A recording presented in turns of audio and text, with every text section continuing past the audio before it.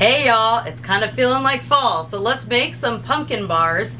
I want to show you how to make these. These are similar, kind of inspired by my lemon bars, and if you haven't tried that recipe out, I will put that link in the description box below, and I'll also put a link to this recipe below. So let's get started making some delicious pumpkin bars for the fall season, or all year round if you're like my family. Let's get started.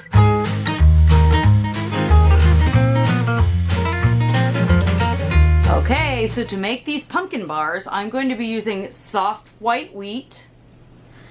You could use spelt or einkorn. You could use hard white wheat, but you're going to want to use less of it if you do.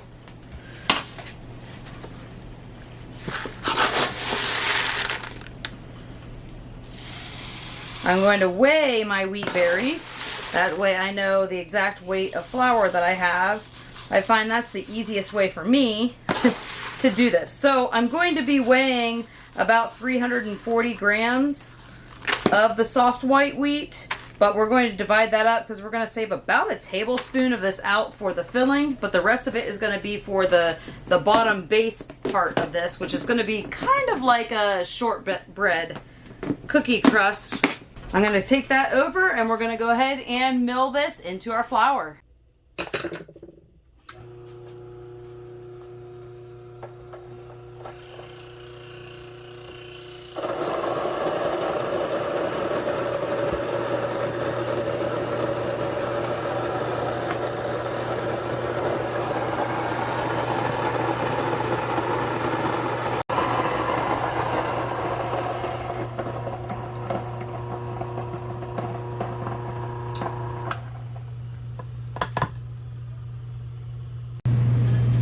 Alright, and here is our soft white wheat flour that we just milled.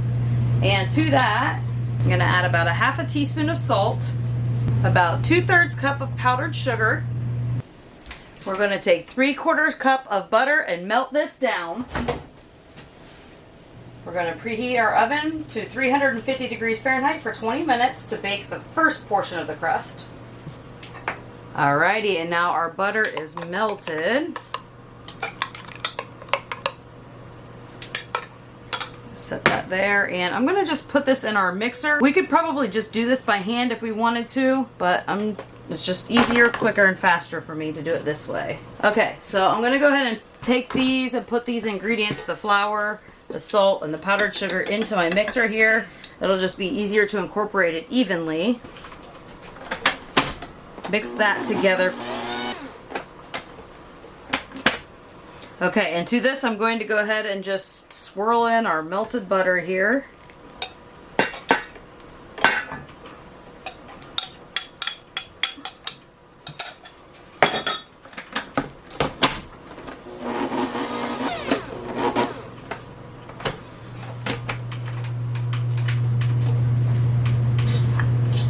Okay, so once that looks kind of gravelly, that's how we want it.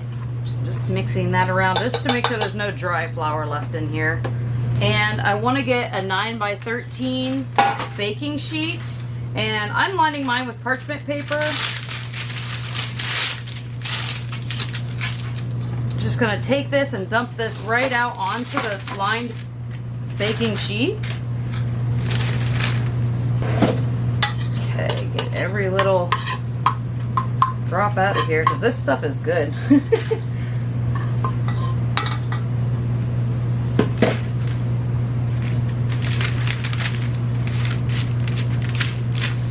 And I'm just going to set that bowl to the side because I'm going to go ahead and just make the inside filling at the same time in the same mixer while this is baking. So I'm just evenly distributing this just by eye, and then I'm going to just press it down, and you'll see it comes together a little bit better.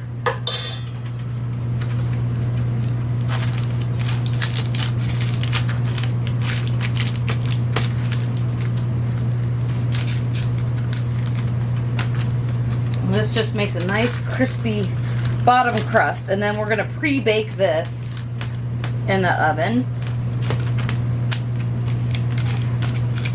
before we put our topping on. But we don't have to chill in between because we're going to put the topping on while this is still warm out of the oven.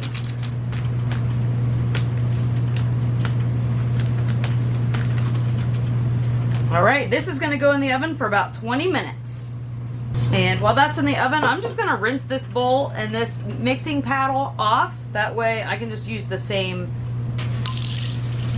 ones. Okay, so don't do what I do. I forgot to pull out my tablespoon of flour. So I went ahead and milled just about, I don't know, a little spoonful of soft white wheat so I could have this for the inside of my filling. So next time what you want to do is before you put all the ingredients in your flour, pull out a tablespoon and set it aside.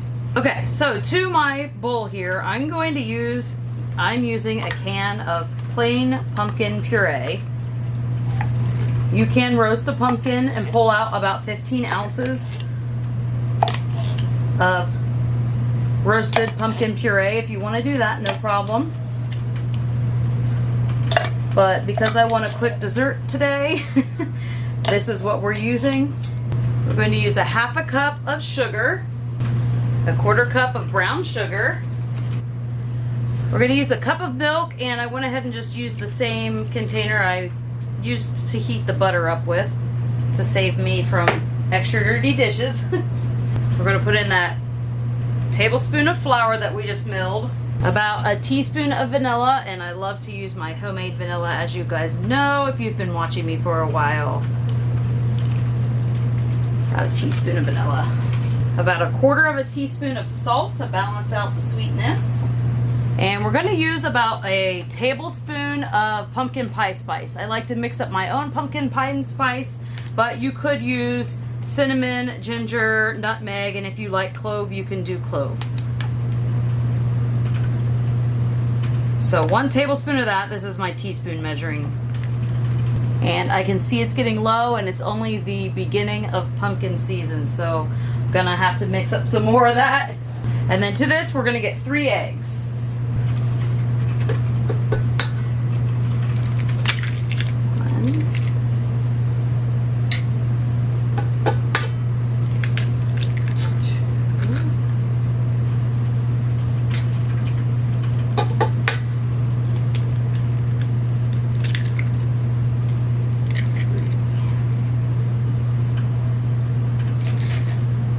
Wash my hands real quick.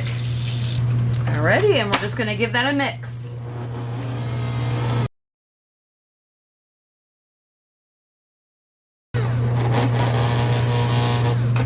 And while making the filling here, you're definitely going to want to make sure you scrape down the sides, because we want to make sure it's all incorporated. And remember, we have all those seasonings and the flours. As you can see, they did not get mixed in there yet. So I want to make sure I scrape down all my sides and mix it again.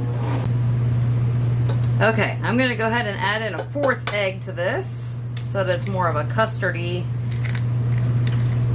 filling.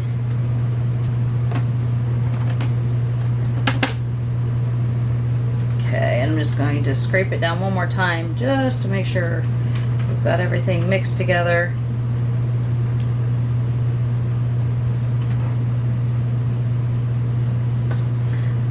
That's looking good.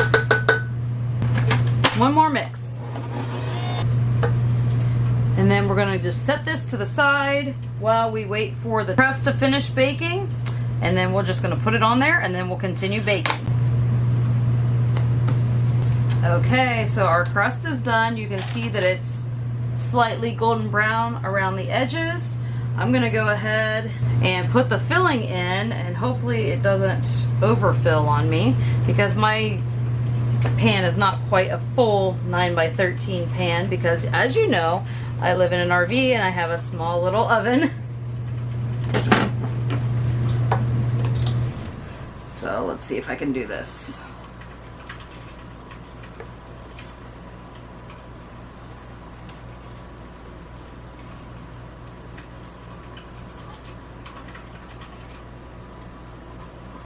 The lemon bars do fit, just barely, but they do fit.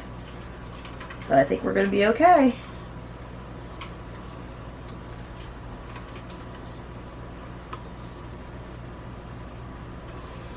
All right, and then I'm just going to make sure that we've got it going to the edges in all the directions.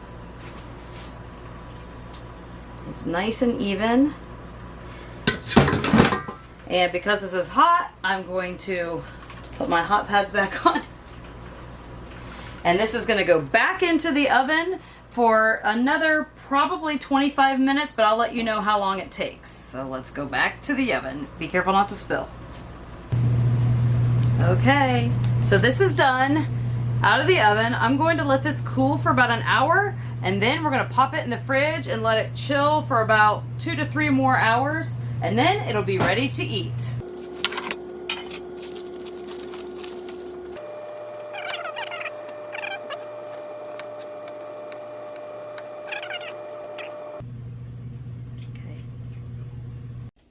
Thanks for hanging out today as we made these pumpkin bars. They really taste good, topped with some whipped cream or powdered sugar or whatever flavor you like, but it tastes just like a pumpkin pie, basically. Don't forget to check out my blog where you can find this recipe and a whole bunch of other recipes, all dedicated to fresh milled flour. So thank you for stopping by Grains in Small Places. Goodbye. Oh, I almost dropped it. Sheesh.